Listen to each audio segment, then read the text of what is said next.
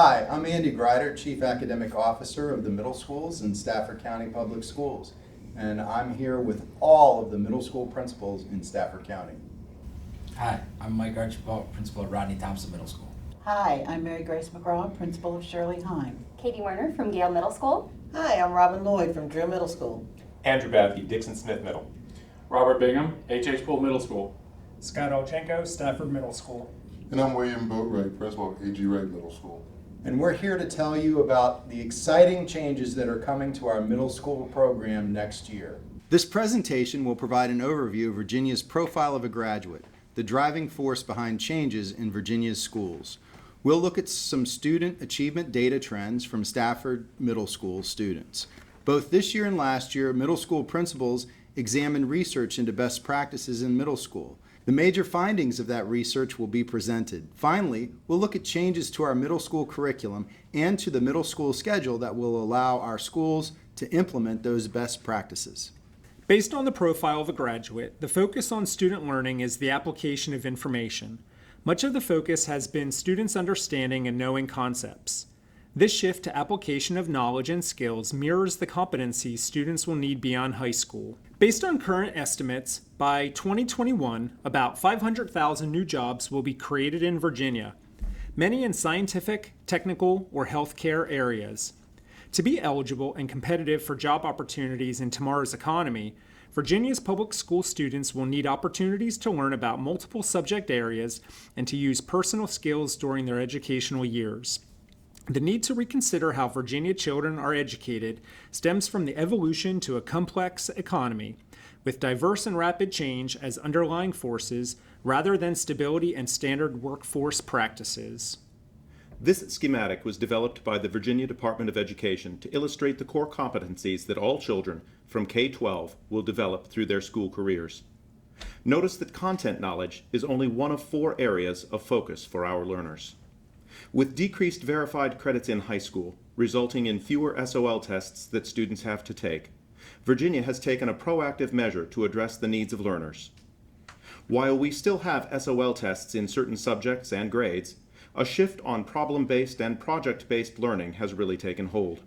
This renewed focus on honing specific skills led Virginia to highlight 5 specific skills that each child needs in order to be successful. Virginia has adopted, and so has Stafford County, a focus on 5 key skills every student will need beyond high school. These skills embody the importance of students to become critical, out-of-the-box thinkers, while being grounded in the skills and behaviors necessary to work collaboratively. Using SOL data as one measure of achievement, our middle schools need to strengthen skills associated with success in the 21st century. Writing, a fundamental component of communication and learning, has seen a downward trend over the last 6 years. As this chart depicts, fewer of our students over time have mastered the basic skills in writing in all 8 of our middle schools. This chart, showing advanced pass rates over the last 3 years, illustrates that fewer than 20% of Stafford County students score at an advanced proficiency level in any content area. Typically, students who score at an advanced pass level successfully answer questions that require more application of knowledge and critical thinking. A cursory glance at our data suggests that we focus more on critical thinking and communication moving forward. With the profile of a graduate as a starting point, we set out this year to clarify our vision for middle school. To assist us, we asked Dr. Rebecca Towery to research best practices in middle schools. Based on this research, Dr. Towery had some recommendations. First, consider adoption of structures to effectively support students' academic and social-emotional learning and minimize or eliminate academic regression.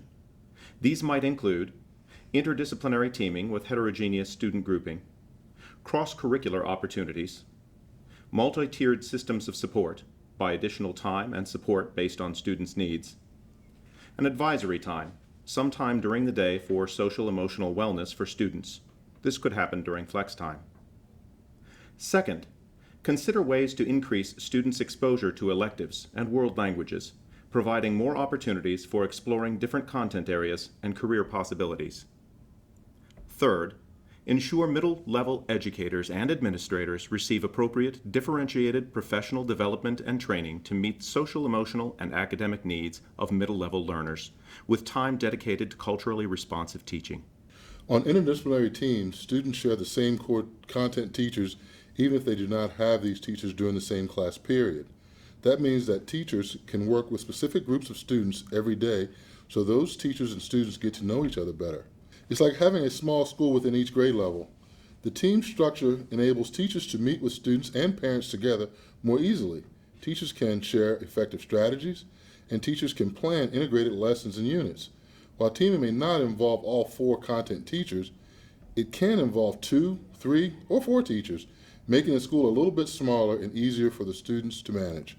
With cross-curricular instruction, our focus is to explore topics connected across content areas, strengthen students' understanding and investigation of real-life applications, provide ongoing, concrete, experiential learning, integrated curriculum that is more compatible with the way their brain works. Research tells us that when people apply information across different contexts, the result is greater understanding and retention of concepts and skills. Think about the times that you were required to do cross-curricular projects in school. Maybe it was a combination of English and history classes. Or you wrote a paper in English about a non-English related topic. Those are things from school that you truly remember. Can we guarantee that every student who requires extra time and support will get it, regardless of the content area or the teacher to whom they are assigned? We need to be able to provide just-in-time support for students having difficulty with grade-level content. Also, we need to provide support for students who need remediation in reading or math because they're lacking the prerequisite skills and knowledge for the current level of instruction.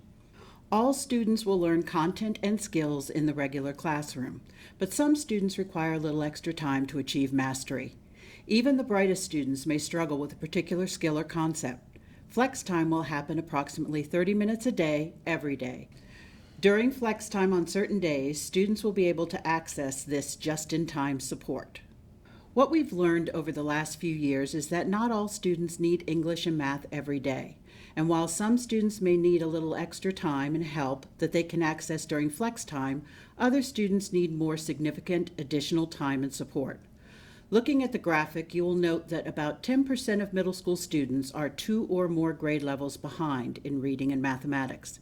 In fact, some of our middle school students are reading at an early elementary level. For these students, an additional period of targeted instruction is necessary to bring them up to grade level standards. Research on best practices in middle school indicates the need for students to have strong social and emotional support. Students moving from a single-class elementary school to middle school with multiple teachers can be stressful and sometimes difficult to navigate. It is important that students have a network of adults and other students to help them navigate middle school. Advisory looks different in schools, but the premise behind it is the same: developing strong relationships with adults and students. Our focus next year will be to have 1 or more advisory periods during flex time each week to help students develop socially and emotionally. Best practices in middle school suggest that students have opportunities to explore a variety of electives and enrichment opportunities. Teachers from all of the middle schools are in the process of working with central office staff to develop these new elective offerings. These offerings are in addition to the courses currently available to our middle schoolers. Conceivably next year, a student will be able to take 2 music courses or 2 technology courses. These opportunities are currently not available to our students. The basic format of the middle school schedule will not change next year. Students will still have 4 blocks of instruction each day for approximately 85 minutes and a flex time for about 35 minutes. Here is an example of a current 6th grader's schedule. Notice that English and math take place every day. Science, social studies, electives, and PE take place every other day. In the current schedule, all middle school students take math every day, and all students, with the exception of 8th graders taking world language, take English and/or reading every day. Here's an example of 6th grade schedule next year. Notice the math and English are alternating days along with other classes. Notice that schedules for next year allow students to take chorus and band, something that is not available to students this year. In addition, this student has a 3rd elective, World Language Exploratory, which is also not possible with this year's schedule.